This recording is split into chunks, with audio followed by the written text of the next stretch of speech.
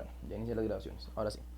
Entonces, como les decía, muchachos, entonces tenemos estos elementos que son los diferentes tipos de protocolos que vamos a manejar. Ok, voy a compartir pantalla. Listo. Hace 8 días veníamos trabajando en eso, hablamos un poco del protocolo TCP, decíamos por ejemplo que el protocolo de conexión TCP era un protocolo que manejaba 4 capas de conexión, ¿cierto? Que era la capa de aplicación, la capa de transporte, la capa de internet y la capa de acceso a la red. Listo, hablábamos de que cada una de estas capas cumple una función específica dentro de la red. Una representa los datos del usuario más el control de la codificación y el diálogo. La capa de transporte es la que admite a la comunicación entre distintos dispositivos a través de diversas redes. La capa de internet determina el mejor camino a través de una red. Capa de acceso a la red controla los dispositivos del hardware y los medios que forman la red. ¿Listo? Entonces decíamos que, claro, la red está compuesta por esos diferentes el protocolo de internet TCP/IP está compuesto principalmente por esos 4 capas. También recuerden que les decíamos que la IP es una dirección física. Bueno, física es una dirección que permite, digámoslo, al internet saber la parte exacta donde se encuentra un computador. Como ejercicio de la clase anterior lo que hicimos fue esto qué esto mostrar cómo una página web nos puede decir de dónde viene nuestro protocolo o cuál es nuestra dirección IP. En mi caso me pareció que estaba en el agrado porque la señal está siendo repetida desde allá hasta acá. Listo, entonces no aparece mi dirección exacta, pero sí saben cuál es mi ICP, o sea, la empresa que me presta el servicio de internet. Por lo tanto, si se pudiera investigar más a fondo, pues obviamente tendrían más datos sobre mi persona y sobre dónde estoy conectado. ¿Listo? Entonces, para que lo tengan en cuenta. Bien, dame un segundo. Ok, entonces, ese modelo de protocolo TCP, recuerden que aquí nos lo compararon con el modelo OSI, que es un modelo de conexión estándar, donde vimos que obviamente los 4 elementos de aplicación, presentación y sesión se incluyen en la aplicación dentro del modelo TCP. Vimos como la capa de transporte pues es la misma, pero la parte de red, bueno, se convierte en internet y la parte de enlace de datos y física se convierte en acceso a la red. ¿Listo? Los protocolos forman la suite de protocolos TCP/IP, pueden describirse en términos del modelo de referencia. En el modelo OSI, la capa de acceso a la red y la capa de aplicación del modelo TCP/IP están subdivididas para describir funciones discretas que deben producirse en estas capas. Las principales que podemos notar son, en la capa de acceso a la red no se identifican cuáles protocolos se utilizan cuando se transmite por medio físico, solo describe la transferencia desde la capa de internet o protocolos de red física. Las capas OSI 1 y 2 tratan los procedimientos necesarios para acceder a los medios de manera física para enviar los datos por la red. La capa de aplicación TCP/IP incluye un número de protocolos que proporciona funcionalidad específica a una variedad de aplicaciones de usuario final. Las capas 5, 6 y 7 del modelo OSI se utilizan como referencia para proveedores y desarrolladores de software de aplicación para fabricar productos que funcionen en redes. Muy bien. Listo. Unidad 8, los protocolos. Bueno, vamos a entrar a profundizar un poquito más en esto de los protocolos, ¿no? Vamos a hablar un poco de protocolos. O sea, esto ya habíamos visto en la clase pasada, quedamos hasta estos estándares de internet. Creo que hasta aquí, no sé, hasta aquí quedamos. ¿Listo? Pero bueno, en general, vamos a dar una vista general de lo que son los diferentes protocolos.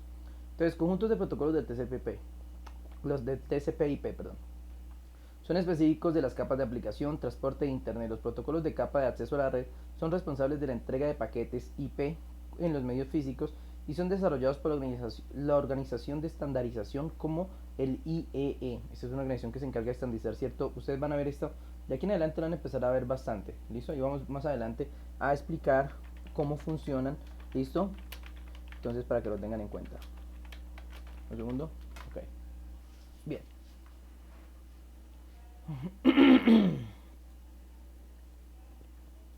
Ok.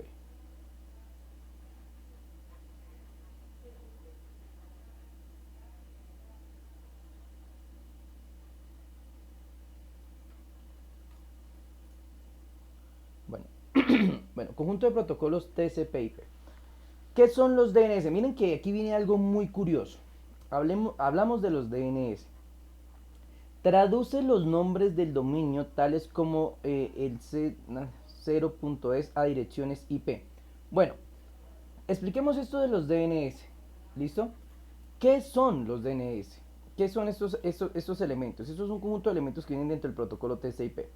Los DNS traducen los nombres de dominio, tales como cenas de 0.es a direcciones IP. ¿Qué es lo que hace un DNS? Entendamos un poquito esto. Cuando usted digita una página web, por eso el TCP/IP es el protocolo de Internet. Recuerden que el ISO, o el protocolo el protocolo TCP/IP es diferente al modelo OSI en el sentido en que el modelo OSI es un modelo, digámoslo más que todo general, mientras que el protocolo TCP es el que se usa físicamente para hacer la conexión a Internet. Ahora bien, lo que hace el DNS, que es uno de los aplicativos que tiene el protocolo TCP/IP, es traducir nuestra página web. Es decir, cuando yo escribo youtube.com, ¿listo? youtube.com, entonces inmediatamente cuando yo presione enter, esa dirección que estamos viendo allí, que es una dirección escrita, nuestro DNS la transforma en una dirección IP que permite la comunicación con el servidor donde se encuentra almacenado dicha página web. Recuerden que algo que yo les explicaba al comienzo de esta formación es que el Internet es físico. Esto es una aclaración que ya no podemos llegar a confundir. ¿Por qué? Porque es que nosotros tenemos, digámoslo, las conexiones de red y pensamos que es algo virtual cuando el Internet es algo físico, algo que tiene servidores y centros de datos en todo el planeta. Centros de datos donde están almacenadas las páginas web y todas las direcciones y páginas y Facebook y perfiles y Instagram y todo lo que usted ve está en alguna parte almacenado. La red es como un computador, imagínenselo así. El computador necesita de dos componentes para funcionar: el software, que son los procesos lógicos que hacen funcionar al equipo, los programas, ¿listo? Y el hardware, que son las partes físicas que sostienen a esos procesos lógicos. Ahora bien, el uno sin el otro no sirve. Es decir, si no tenemos problemas en un computador, el computador enciende pero no hace nada. ¿Sí? O sea, no habría sistema operativo, no habría nada. Pero si tuviéramos el software sin partes físicas, pues el software simplemente no existiría, porque son procesos lógicos que se administran en las partes, en los componentes físicos. Entonces lo mismo pasa con el Internet. El Internet lo conocemos virtual porque estamos acostumbrados a verlo en el computador como algo intangible, como algo, digámoslo, parecido de fuera de escenario, digámoslo de alguna otra manera. Pero el Internet es físico. Hay centros de datos y como vimos al comienzo de la explicación, hay centros de datos y hay servidores en todo el planeta. ¿Sí? Dichos servidores se encargan de, digámoslo, de alimentar el Internet, permitiéndonos el acceso a diferentes páginas web, a a diferentes archivos, almacenamiento, chats en línea, todo, porque es que todo lo que usted hace está almacenado en Internet, en esos servidores, en esos centros de datos. Por ejemplo, ay, es que yo tengo WhatsApp, es que WhatsApp también funciona por medio de Internet. Hay centros de datos donde se almacenan todos los registros y toda la información relacionada para poder administrarla y de esa forma compartir la información. ¿Listo? Entonces, eso es lo que nosotros a veces no captamos del todo. Entonces, por ejemplo, veamos este ejemplo muy sencillo. Tenemos a YouTube. YouTube es una página web. ¿Listo? Y esa página web, al presionar Enter, esa página web yo la voy a seguir viendo así, youtube.com. Pero mi DNS la va a convertir en una dirección IP. Es decir, en una dirección en alguna parte del planeta. Entonces inmediatamente ese pulso eléctrico que sale de mi computador por medio de la red, sea que yo esté conectado por router, por wifi, por cable, por el medio que sea, sale por ese router, de ese router llega a la señal principal, de la señal principal viaja, puede ser al espacio, por un cable interoceánico, va hasta el lugar del planeta donde está el servidor que está almacenado a la página de YouTube. ¿Listo? El servidor recibe la solicitud y me envía una respuesta. Esa respuesta que me envía, pues obviamente es el pantallazo de la imagen de YouTube. ¿Listo? Y obviamente ese pantallazo yo lo veo acá. Y eso es lo que es Internet. Pero tuvo que primero haber una señal de salida, que es el caso de la que mi computador, el paquete de datos que envía mi computador, gracias a quién, a ese DNS. ¿Listo? Gracias a quién, a ese DNS que es el que envía la información. Entonces mi DNS envía la información, se comunica con el servidor me devuelve la respuesta, pasa otra vez por todos los cables oceánicos, puede por el satélite, por miles y millones de kilómetros de red y llega hasta mi computador. ¿Sí? Esa señal que recibo entonces, es la que muestro cuando presiono Enter, como es este caso. presiono enter, listo, y ahí me carga esto, que es la solicitud que yo le hice al servidor. ¿Sí me hago entender?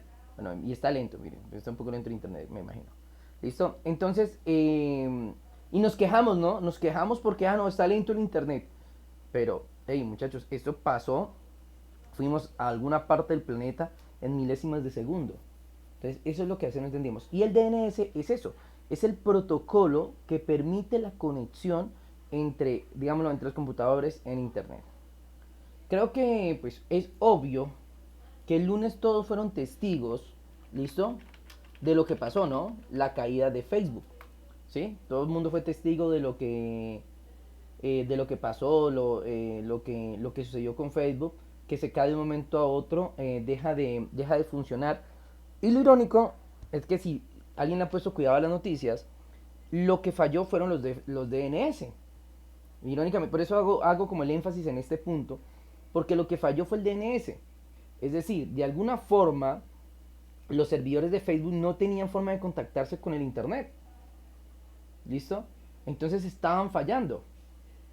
Entonces, cuando eso pasa, ¿listo? Cuando eso pasa, cuando hay una caída, o sea, cuando hay un daño en el DNS, en los DNS, porque son muchos, cuando hay un daño en el DNS, pues obviamente esto provoca pues que simplemente no exista esa conexión, ¿ok? Entonces, pues es obvio que nosotros tenemos que tener en cuenta que, digamos, no estamos preparados para que se nos caiga el internet, la verdad es esa. No estamos preparados ¿para qué? Para que el internet se caiga, pero es un proceso de componentes lógicos y físicos que en cualquier momento pueden fallar. Ahora bien, pues es claro que estas redes han sido creadas bajo unos mecanismos muy especiales para evitar estos problemas. Pero eso no impide, y escúchemelo muy bien, pero eso no impide que obviamente esto que pasen ese tipo de cosas. ¿Listo? Entonces, eso simplemente es como para traer al punto, ¿listo?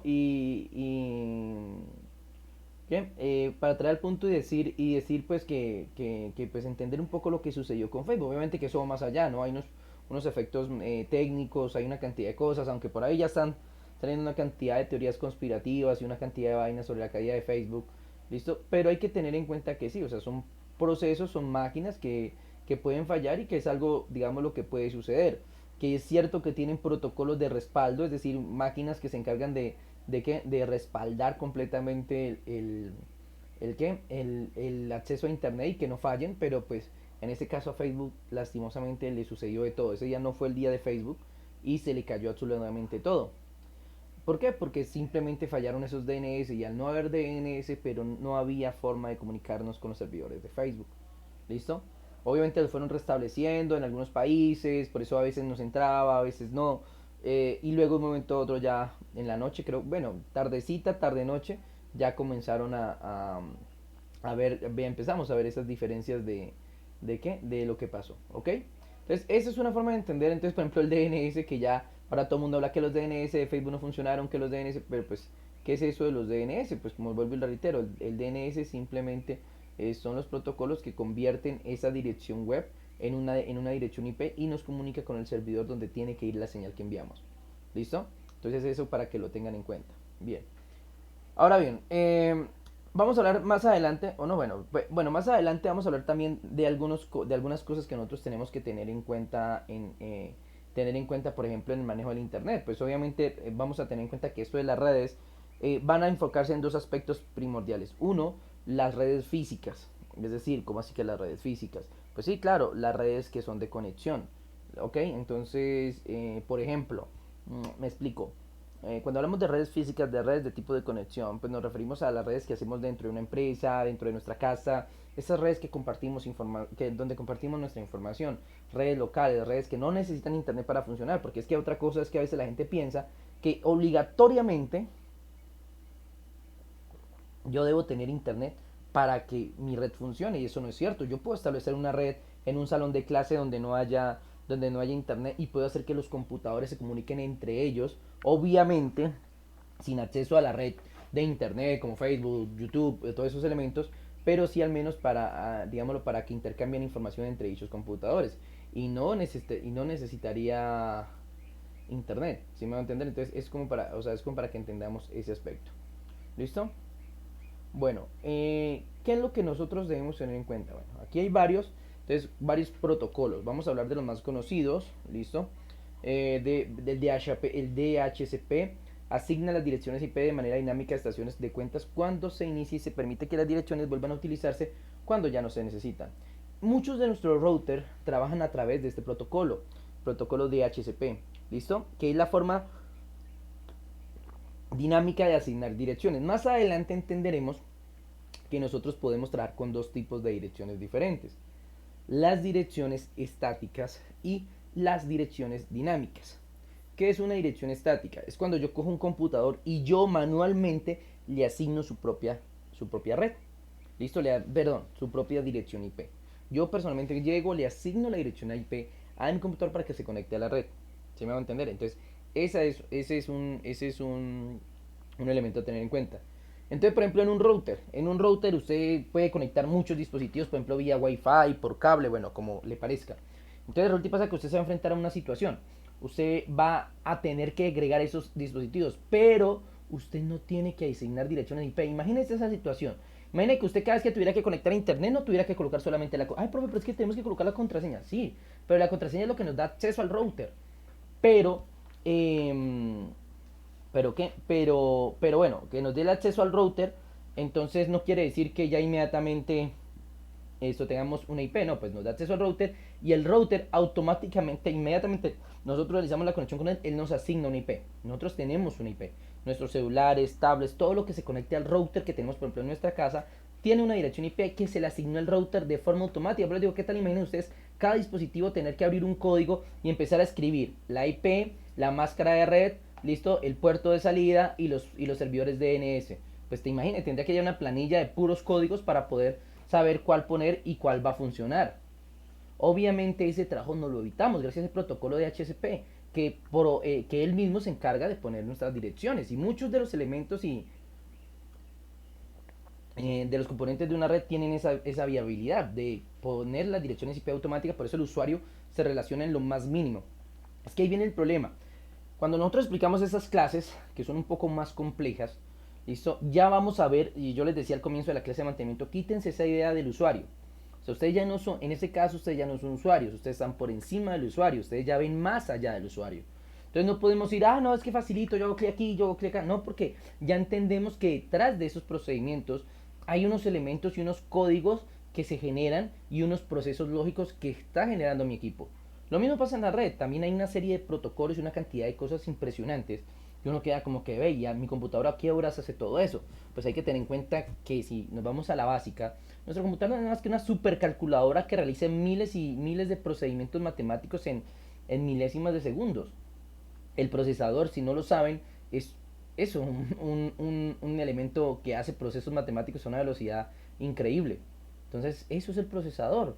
Un procesador más potente simplemente es que puede realizar más procesos matemáticos. ¿Ok? Bien, entonces eso es un DHCP. Muy bien, esos protocolos de SMTP, POP y IMAP son protocolos de correo electrónico, ya lo había dicho anteriormente. Pero, ¿qué es esos protocolos de correo electrónico? Es que más, miren, antes cuando usted tenía un correo corporativo,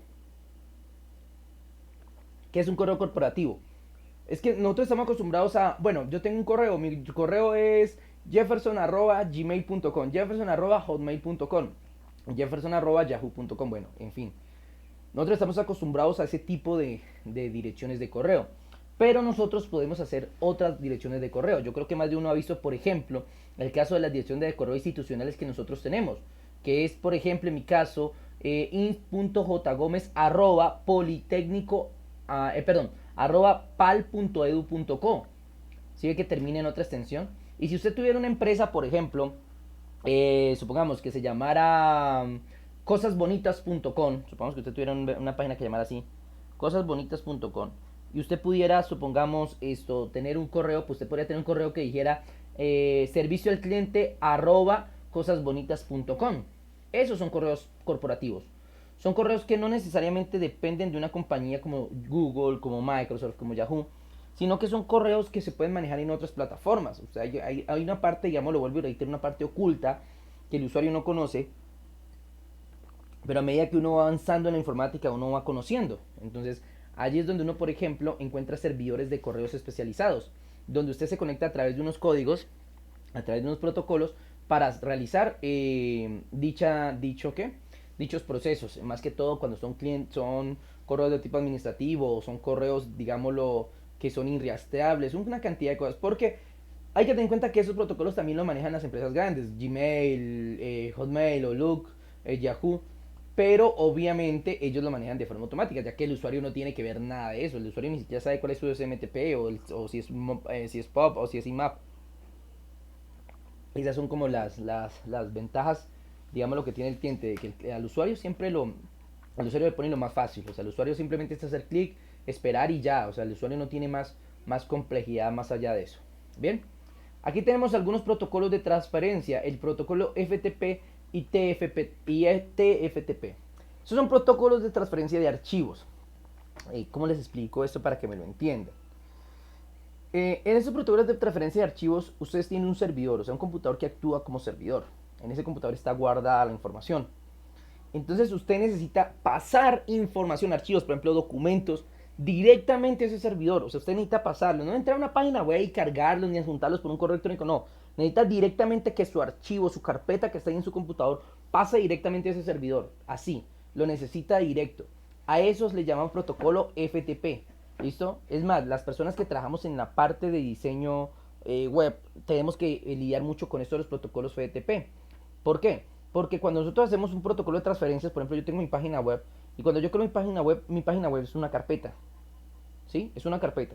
Y esa carpeta tengo que subirla a la red. ¿Sí? O sea, tengo que subirla a un servidor, que en este caso es mi hosting, así se le llama a eso. Tengo que subirla a mi servidor, que en este caso es mi hosting. Yo tengo que subir esa carpeta, y esa carpeta es la que va a permitir que mi página se vea en internet. Entonces mi hosting analiza la carpeta que yo le envío, busca el archivo index y ejecuta el código HTML que yo tengo dentro de esa carpeta. Y así trabaja mi página web. ¿Ok? Entonces esos protocolos FTP y TFTP se encargan de eso, de transferir archivos, ¿listo? Directamente a servidores o a otros computadores, digámoslo así. Hay algunas empresas que usan protocolos de FTP. Uno a veces se va ahí cuando dice, no, mira, es que tengo ¿cómo se llama? El FileZilla. Entonces uno va a ver, y claro, el FileZilla es un programa de FTP que permite instalar. Entonces una persona lo instala como servidor, pone su computador como servidor, pone una carpeta, qué sé yo, y simplemente les da los accesos. Aquí se trabaja por accesos. Para yo poder establecer una conexión FTP, tengo que tener los accesos, es decir, un nombre de usuario y una contraseña. Yo con el usuario y contraseña hago la conexión por medio de mi programa directamente al servidor, y ahí voy a poder subir los archivos. Voy a tener mis carpetas en el computador y, digámoslo, una especie de espacio en el programa, donde todo lo que yo pase a ese espacio se va a ir al servidor. ¿Listo? Bien. El protocolo HTTP. Bueno, ese es el protocolo y uno de los protocolos más importantes a nivel de la web. ¿Listo? Dice, conjunto de reglas para intercambiar texto, imágenes gráficas, sonido, video y los archivos multimedia en la World Wide Web. Hay que tener en cuenta que por allá después de los 90 inicia una revolución informática con esto de las páginas web. ¿Listo? Se crean, digamos, lo que llamamos la triple W, World Wide Web. ¿Listo? Y entre ellas, digámoslo, con el avanzar de los elementos de las páginas web, al darse cuenta que las páginas web eran muy pobres, porque si nos vamos a una página web antigua, pues eran conexiones por comandos. O sea, yo me conectaba por medio de comandos y la información que había era poca, era solo comandos, y pues era muy básico realmente. Hasta que descubrieron que por medio de la W se podía trabajar mediante gráficos, imágenes, sonido, video, usando un propio protocolo que iba a administrar esa información para que sea visible para los usuarios que se conecten a dichos componentes. ¿Listo? En este caso, vemos el nacimiento del protocolo HTTP. El protocolo HTTP es lo que hace que su página web se vea como se ve hoy en día. Llena de imágenes, sonidos, texto, bien arregladito, con formato, todo bien bacano, que usted mire la página web y diga, uy, que voy a hacer clic acá, voy a hacer gracias a ese protocolo HTTP. Es más, hoy se hace mucha alusión a lo que es el protocolo HTTPS. ¿Cuál es la diferencia? Pues realmente es el mismo, solamente que con un certificado de seguridad. ¿Listo? Ese certificado de seguridad, que es el HTTPS, hace que si una persona, por ejemplo, registra información en mi sitio web, pues obviamente esa información no vaya a ser fácilmente interceptada. ¿Listo? A eso nos referimos cuando hablamos de que la HTTP son un conjunto de reglas que intercambian esos elementos. Obviamente que hoy en día, vuelvo y digo, han avanzado al HTTPS, que es el mismo protocolo, solamente que con un certificado de seguridad. ¿Listo? Bien, ahí dice el UDP que habilita el proceso que se ejecuta en el host para enviar paquetes a un proceso que se ejecuta en otro host. Bueno, en este caso, cuando hablamos de que estamos hablando con diferentes servidores, cómo se conectan entre ellos. Tenemos los protocolos TCP/IP, que ya fue lo que vimos. El TCP permite la comunicación confiable entre los procesos que se ejecutan en los hosts independientes. Y el IP son las direcciones, paquetes para la entrega completa a través de una Internet Network. ¿Listo? Bueno, NAT traduce las direcciones IP, estas son de la red privada, direcciones IP públicas, únicas en forma global.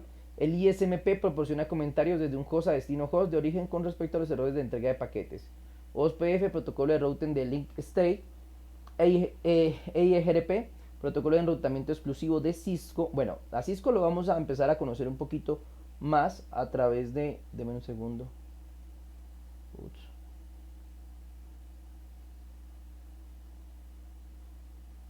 Un momento.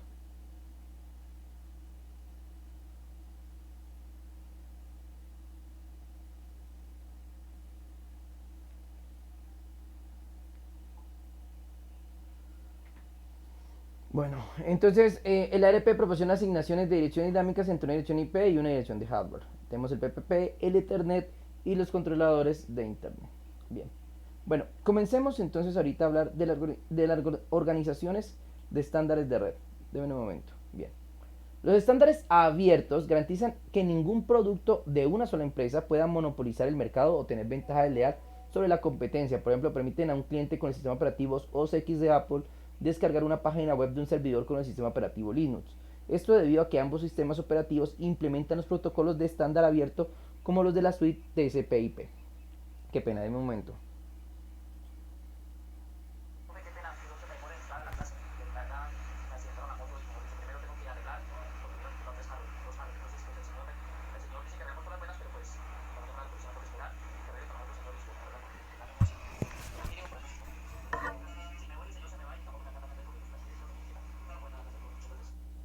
Dale, los Vitelli son cosas digamos, de importancia extrema y uno entiende. Listo, ojalá todo le salga bien, hermano, y se le arregle la cosa porque pues se ve complicado que vaina eso, hombre.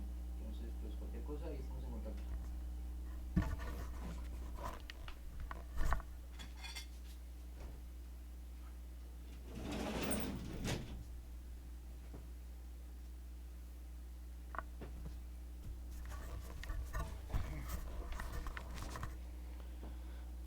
Bueno, qué pena, si no era su compañero José Vitelio informándome de un incidente. Ok, bien, les comento. Entonces, ¿qué son las organizaciones de estándar del red? Esto lo comenté también e hice un apartado al comienzo de esta clase, lo voy a recordar rápidamente. Yo les decía a ustedes que uno de los principales problemas de la red, bueno, problemas no, lo que se vio al comienzo era que era muy delicado que un solo sistema operativo se hiciera cargo de todo. En el comienzo de cuando inició esto el boom de la red, Microsoft quería coger el control de las redes total, o sea, que todo el mundo para conectarse a internet le tuviera que pedir permiso a ellos. O sea, que en pocas palabras, si yo quisiera entrar a internet, yo tendría que pagarle algo a Microsoft para poder estar en línea. Microsoft tenía esa idea en la cabeza. Microsoft quería monopolizar todo. Gracias a Dios, después de la guerra de los navegadores, Microsoft tuvo un gran declive y perdió ese poder. Eso tenemos que agradecérselo a una empresa que se llama Netscape, que es la que nos salvó el pellejo en ese aspecto. Pero al punto que vamos es, todas las empresas tienen que manejar el mismo protocolo. Entonces, en el ejemplo que nos ponen ahí, por ejemplo, si alguien tiene una MacBook, un computador de Apple, ¿listo? Ese computador que va a tener, va a tener un sistema operativo OS X, que es el sistema operativo de Apple, el Mac OS X, ese es el sistema operativo de Apple. Entonces, si Apple, por ejemplo, fuera la dueña de los estándares, ¿Listo? Pues automáticamente, si alguien no tiene Apple, no se podría conectar a la red de Apple. Pero esa es la ventaja hoy en día. Como las redes no pueden monopolizar los protocolos son libres, son para todos. Entonces no importa, si yo tengo un celular Apple, perdón, un computador con sistema operativo de Apple, el OS X, y me conecto a un servidor que tiene una página web que tiene el sistema operativo Linux, como lo ponen allí, que son dos sistemas pues obviamente distintos, entonces automáticamente van a realizar la conexión común y corriente. ¿Por qué? Porque usan el mismo protocolo. Yo les ponía este ejemplo con los lenguajes, les decía, imagínense que un grupo de personas que hablan diferente idioma, pero hay un idioma que todas hablan en común. Entonces, si intentan hablar cada uno en su idioma, no se van a entender, pero si hablan en el idioma en común, pues obviamente van a entender perfectamente. Algo así es el protocolo, solamente que ese protocolo es el libre, es el que todo el mundo puede usar. Cualquier persona puede comunicarse al protocolo TCP/IP para hacer una conexión de red, independiente de su sistema operativo, si usa un celular, si usa un computador, si usa un servidor, si usa una super máquina tipo gamer, no importa. Y el computador más básico y más sencillo que hay en el mercado, todos usan exactamente el mismo protocolo. ¿Listo? Esa es como la cuestión a tener en cuenta, y por eso es tan importante que las redes se organicen con esos protocolos. ¿Ok? Sigamos. Estándares de Internet. Distintas organizaciones tienen diferentes responsabilidades para promover y elaborar estándares para el protocolo TCP/IP. En lo que se refiere a Internet tenemos, entonces aquí nos van a hablar de las principales, digámoslo, organizaciones que influyen en todo eso que es el Internet.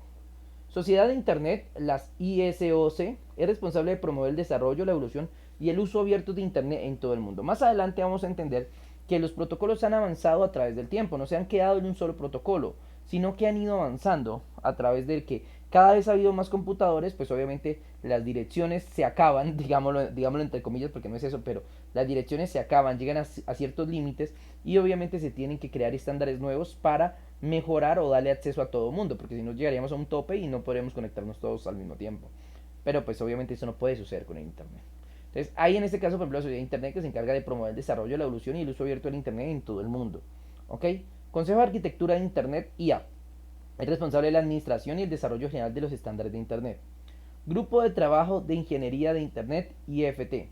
Desarrolla, actualiza y mantiene las tecnologías de Internet y de TCP/IP. Esto incluye la documentación para el desarrollo de nuevos protocolos y la actualización de protocolos existentes conocidos como documentos de petición de comentarios o los famosos RFC. Grupo de Investigación de Internet, la IRTF, está enfocado en investigación a largo plazo en relación a los protocolos de Internet y TCP/IP. Corporación de Internet para la Asignación de Nombres y Números, el ICANN. Con base en los Estados Unidos, coordina la asignación de direcciones IP, la administración de nombres de dominio y la asignación de otra información utilizada por los protocolos TCP/IP. Autoridad, bueno, una cosa que quiero aclarar aquí, por ejemplo, con el ICANN es lo siguiente, o sea, nosotros debemos tener en cuenta que esto lo tiene que estar regulando alguien. Todo eso, o sea, el Internet no funciona por sí solo. ¿Listo? Y la razón de la que tengamos que, digámoslo, que pagar planes de Internet y todo eso es porque detrás de todo esto hay una infraestructura. Sí, hay una infraestructura muy grande para poder dar acceso a nosotros a Internet. Puede ser por medio cableado, puede ser por medio inalámbrico, no importa, pero de alguna forma el Internet está llegando a su casa. ¿Usted no entiende eso? Que desde ese cable que usted tiene allí afuera de su casa conectado, ese router que tiene ahí un cable conectado, ese cable a alguna parte lo lleva. Es decir, lo puede llevar simplemente a una torre, a un repetidor que va a llevar la señal, o lo puede llevar por los cables de los postes hasta donde tiene que ir la señal. Entonces digámoslo, un proceso que nosotros debemos tener claro. Ahora bien, ¿a qué voy con esto y qué tiene que ver con el ICANN? Pues es que el ICANN tiene que, digámoslo, supervisar la creación de los dominios. O sea, cuando yo voy a comprar una página web, hablábamos hace un momento del DNS, que el DNS traduce el dominio, porque eso se llama dominio, si no lo saben, el punto, por ejemplo, ¿qué les digo? Cualquiercosa.com. Esa dirección de cualquiercosa.com, se llama dominio. Y esos dominios son los que transforman el DNS en direcciones IP. Entonces digámoslo, una asociación que se encarga de controlar esos elementos, que se encarga de decir, hey, mire, bueno, están estos dominios, están estas direcciones IP, vamos a asignarles esta dirección IP a cada dominio, y esos se encargan de distribuir los diferentes dominios que hay en todo el mundo. ¿Sí? No son los dueños del Internet, tengan en cuenta eso, cada asociación es diferente, cada asociación se encarga de un punto específico dentro de lo que tiene que ver en la red. ¿Listo? Todas ellas sí conforman o dan, digámoslo, pie a ese avance grandioso que es el Internet, pero cada una tiene una función específica. Autoridad de números asignados al Internet, IANA, responsable de supervisar y administrar la asignación de direcciones IP, la administración de nombres de dominio y lo identificados para el protocolo del ICANN. ¿Listo? Muy bien, entonces aquí vemos algunos de los elementos, digamos, de las organizaciones que están dentro de los estándares, o sea, que son las que se encargan, digámoslo, de toda esa codificación que maneja el Internet, son los que se encargan de administrar eso. Eso es lo que hacen estos diferentes elementos, estos diferentes protocolos. Son los que se encargan de administrar todo lo que hay digamos, en los protocolos de Internet. Pero también hay otras organizaciones que se encargan de comunicación, o sea, hablamos de la creación de estándares para la comunicación y la electrónica. Aquí vamos a hablar de una de las más importantes y hay que tenerlo en cuenta porque son responsables, digámoslo, en gran medida de, bueno, tenemos las que se encargan de los protocolos, pero organización de estándares para la comunicación pues son las que se encargan, digámoslo, de administrar que la comunicación esté, digámosla, estandarizada y que pues obviamente tenga ventajas para poder hacer que todo el mundo se comunique. Veamos algunos de ellas. Recuerden que yo les decía que íbamos a ver este IE y que le vamos a ver bastante, pues empecemos a ver por qué. Tienen responsabilidad de promoción y creación de estándares que se utilizan en la entrega de paquetes IP, como señales electrónicas en medios inalámbricos o por cable. Y tenemos a Instituto de Ingenieros en Electricidad y Electrónica. Eso es el IEE. Dedicada a avanzar en innovación tecnológica y a elaborar estándares en una amplia gama de sectores que incluyen energía, servicios de salud, telecomunicaciones y redes. Entre algunos estándares conocidos tenemos el IEE 802.3 que define el control del acceso al medio MAC para Ethernet por cable, el IEE 802.11 que define un conjunto de estándares para implementar redes de área local inalámbricas o WLAN. Entonces, bueno, el IEE, que es el Instituto de Ingenieros de Electricidad y Electrónica, aunque ellos no son solamente especializados en Internet, como lo dice claramente allí, ellos se dedican a diferentes áreas. Ellos lo que intentan es innovar, por ejemplo, en cómo crear nuevos métodos para que, supongamos, el Internet sea más rápido, para que haya una mejor, digamos, disposición de energía, si hay cortes eléctricos, bueno, es un conjunto de ingenieros que se encargan de administrar muchos aspectos, pero si nos enfocamos en la parte en que ellos se encargan de telecomunicaciones y redes, pues tenemos que tener en cuenta el famoso IE 802.3 y IEE 802.11. Si usted va a su computador, ven, déjeme ver aquí. Si usted va nuevamente a su computador, estamos en administrador de redes, vamos a administrador de red, perdón. Listo. Bueno, lastimosamente en este no lo tengo. Pero algunos computadores tienen este protocolo IE802. Bueno, más que todos los que han conectados ¿por qué? Por conexión cableada, ¿no? Usted les va a ver y va a aparecer ahí el protocolo IEE 802.3, perdón, 802.11, que define el conjunto de estándares para implementar la... Ah, no, es 02, perdón. Entonces, estos, por ejemplo, son los que definen el acceso por medio MAC. Bueno, ya más adelante hablaremos eso de las direcciones MAC, que también es un aspecto importante en estos de las redes. Cuando entremos a profundizar un poco en lo que tiene que ver el uso de las MAC dentro del manejo, por ejemplo, de una red controlada por router, entonces vamos a entender por qué yo puedo, y esto sucede, ¿no? Algunas personas siempre me preguntan eso, profe, yo tengo un router en mi casa y todo el mundo se me conecta, yo no sé, me vuelven la contraseña, bueno, profe, y yo quiero que solamente se conecten los de mi casa. Entonces ahí es cuando uno dice, bueno, puede aplicar un filtro MAC, se llama eso. ¿Qué es un filtro MAC? Un filtro MAC, por ejemplo, que usted tiene un router y usted lo configura para que ciertos dispositivos accedan a ese router. Entonces, por ejemplo, yo tengo dos computadores, bueno, los agrego porque como cuando yo me conecto al router, el router también me genera una dirección MAC, es decir, un identificador que sabe que ese computador tiene un solo código que es el que lo conecta al router. Entonces, con ese identificador el router reconoce el dispositivo.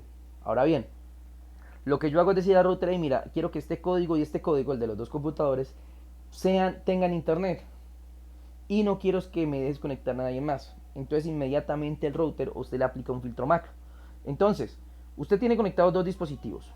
No importa que una persona llega y le pide la contraseña, usted se la da, tranquilo, désela con confianza. No importa si usted le da la contraseña, la persona no va a poder acceder. ¿Por qué? Porque usted puso un bloqueo MAC, que solamente las direcciones agregadas a esa dirección puedan conectarse.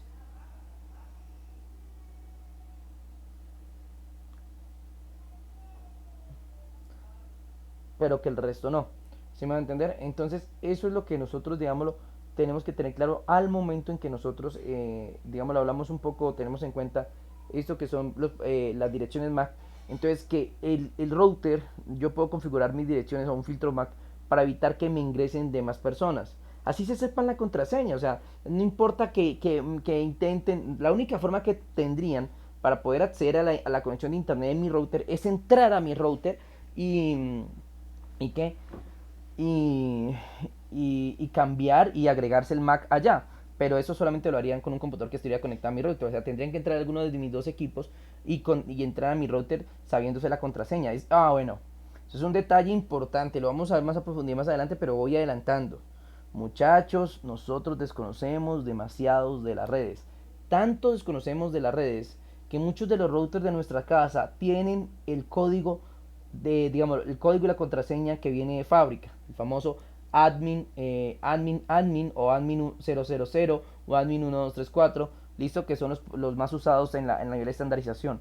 Miren que a mí me da ironía, porque uno dice, esto, ¿qué? Eso qué tiene que ver, eso quién se va a meter a mi red. Pero miren, muchachos, en el mundo actualmente se ha vuelto muy común los ataques en red tipo DOS, ¿listo? ¿Qué son eso de los ataques tipo red DOS? Bueno, pensaba explicar más adelante, pero vemos una breve casco para que lo entendamos. Un ataque de DOS es cuando, por ejemplo, a un servidor, ustedes deben entender que una página web está ubicada en un servidor. Toda página web que usted visite en internet, YouTube, Google, lo que usted vea en internet, esa página web que usted está viendo tiene que estar en alguna servidora en alguna parte del mundo, ¿sí? Un servidor es como un computador, solamente que en vez de dedicarse a los gráficos y el video, solo se encarga de almacenar información. Pero ese computador también tiene procesador y también tiene memoria RAM.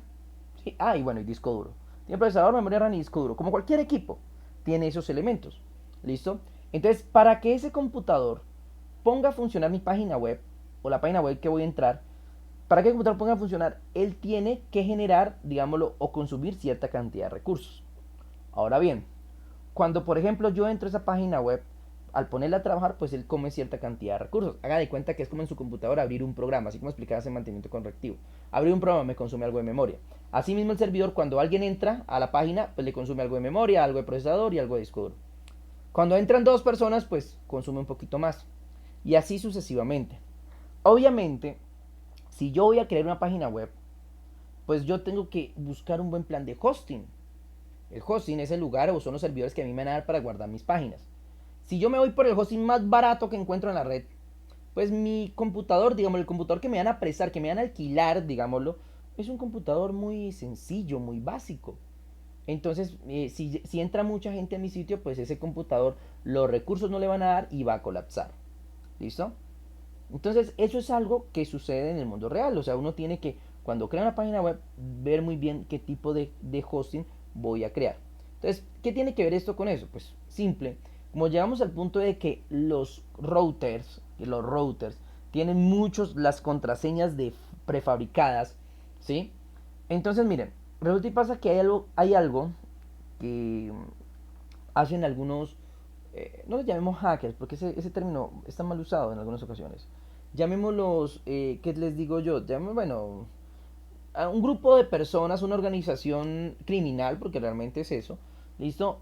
Quieren o piden, digámoslo, una plata, un dinero, una extorsión a una empresa para evitar atacarlo en DOS. ¿Qué quiere decir eso? Acabo de explicar que cada vez que ingresa un usuario a una página, pues obviamente este consume recursos y consume memoria y disco de esa página. Obviamente estos servidores tienen que tener mucho disco, mucha memoria y mucho procesador para resistir a varias personas al mismo tiempo. Entonces, obviamente hay páginas o servidores o hosting diseñados para recibir miles de personas al día. Y son hosting muy grandes, con grandes capacidades de procesamiento, grandes capacidades de memoria y grandes capacidades de procesador. Cuando una persona hace un ataque de OS, es que mandan muchas solicitudes al mismo servidor.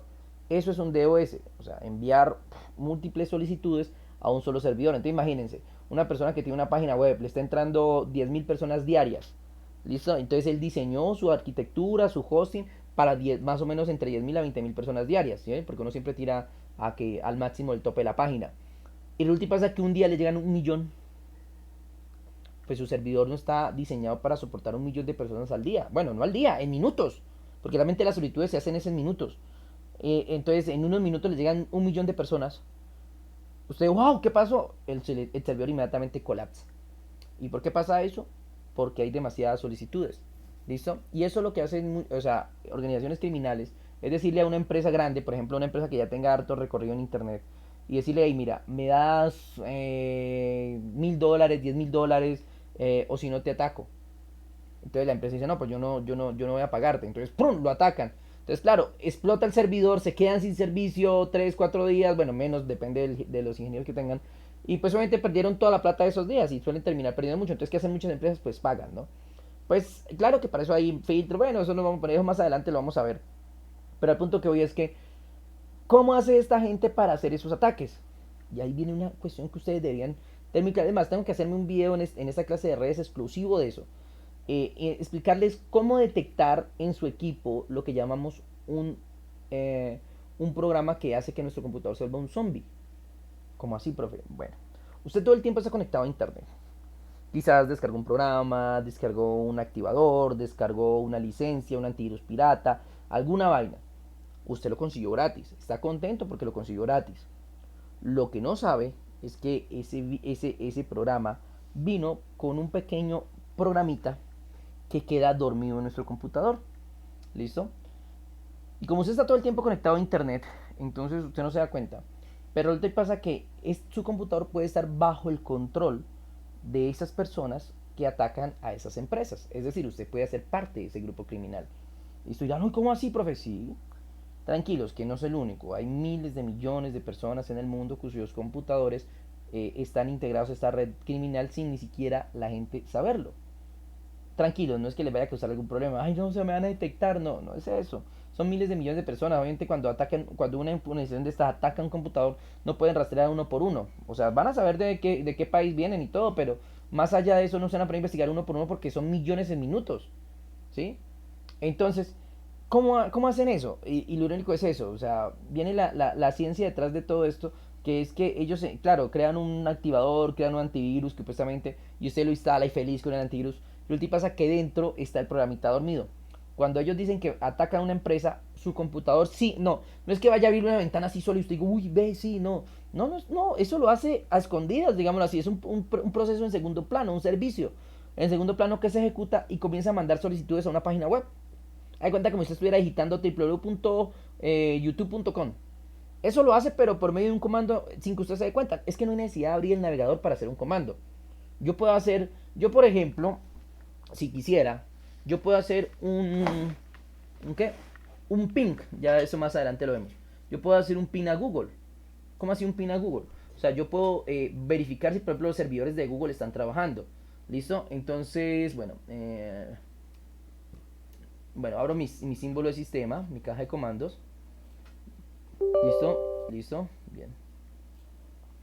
Y le digo que quiero hacer un ping a www.google.com. Miren, eso es un ping, miren, ahí ya. En este momento, miren, hice el ping, o sea, mandé una señal a la dirección www.google.com. Obviamente, mi servidor DNS, si lo pueden ver aquí, mi servidor DNS inmediatamente tradujo ese ping en una dirección IP. Aquí está 142.250.78.4. Esa es la dirección IP. Entonces, él mandó, mira, esto precisamente es lo que hace mi DNS, miren. Yo escribí www.google.com y él lo tradujo en 142.250.78.4. ¿Listo? Y envió en este momento 1, 2, 3, 4 paquetes de datos. O sea, envió 4 señales al servidor de Google. En este momento acaba de enviar 4 señales. ¿Listo? Y Google me la respondió. Mire, respuesta desde, respuesta desde, respuesta desde, respuesta desde. Entonces, estadísticas de PIN para 142, paquetes enviados 4, recibidos 4. Es decir, ¿qué me está diciendo esto? Perdidos ninguno. O sea que la red es excelente. Mínimo, dice, tiempo aproximados de ida y vuelta en milisegundos. El mínimo fue de 21 milisegundos, el máximo de 41 milisegundos. La media es de 32 milisegundos. Lo que dura en llegar ese PIN de aquí, de llegar, pues de enviar la solicitud de aquí al servidor de Google y que Google me la devuelva ya hasta acá. ¿Sí me van a entender? Entonces miren, yo pude hacer un ping sin necesidad de entrar a un navegador. ¿sí? Y eso es lo que hacen esa gente. Mientras usted no se da cuenta, su computador ejecuta códigos, ejecuta comandos y empieza a enviar solicitudes a una página web, a los que ellos quieran. ¿Sí me hago entender? Entonces automáticamente su computador se convierte en parte de esa red gigantesca porque son redes mundiales. Es que ustedes no tienen en cuenta la capacidad de esta gente. Redes mundiales que atacan los equipos. Bueno, pero ¿a qué va esto con lo de router? Pero el tipo pasa que una de las organizaciones más grandes que hay de este tipo, que hacen este tipo de ataques, consiguió no solamente que computadores trabajaran para ellos, sino por ejemplo directamente los routers, directamente las cámaras, directamente muchos elementos, digámoslo, que las cámaras conectadas a internet, como las cámaras IP, listo, DVRs viejitos que están conectados a internet. ¿Y saben cómo lo lograron? Sencillo. Crearon un programa que hace esto, enviar paquetes de datos al azar, a cualquier dirección IP, a cualquier dirección o sea, que puede ir a cualquier parte del mundo. ¿Listo? Si la IP es respondida, pues quiere decir que la IP está activa. Listo. Si se la responden, él envía, digámoslo, una señal, ¿listo? Para intentar, digámoslo, ingresar a ese dispositivo a través de la contraseña y nombre de usuario predeterminado. Como, digámoslo, en el mundo, es más, eso era una lista negra que había. En el mundo no hay demasiadas contraseñas predeterminadas, o sea, son contadas, admin 00, admin 1234, admin, ay, se me olvida, bueno, o sea, hay varias contraseñas que crean las empresas que pues como se supone que el usuario las va a cambiar, entonces ponen la misma para todos los dispositivos. Entonces todos los routers, la mayoría son admin admin. Si, o sea, usted escribe admin, el usuario admin en la contraseña y pum, usted ingresa al router y nadie cambia esa red. Entonces ahí es cuando, por ejemplo, estas empresas llegan y caen al router, le mandan la señal la devuelve el router porque él está en internet y después le mandan la señal. Ah, perdón, deme un segundo. Ok, sí. Bien, bueno, voy a pausar la grabación, deme un segundo.